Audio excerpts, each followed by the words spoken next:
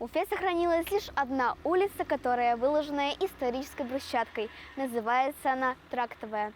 Булыжник, которым выложена эта дорога, помнит еще телеги, кареты и лошадиные подковы, ведь его клали еще в XIX веке.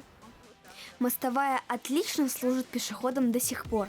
Кстати, машины по брусчатке ездят медленно, берегут подвеску, тем спасая пешеходов от возможных наездов. Трактовая хорошо сохранила свой исторический облик. По количеству старинных домов эта улица может сравниться, наверное, только с улицей Октябрьской революции. Внизу улицы главная достопримечательность – Крестоводвиженская церковь. Но будьте готовы, пешая прогулка до нее займет примерно час. Думаю, многие из наших зрителей тут не бывали, ведь никакой общественный транспорт тут не курсирует. К счастью, это культурное достояние уцелело. Дарья Юрасова, Рамазан Мухин специально для «Горы новостей».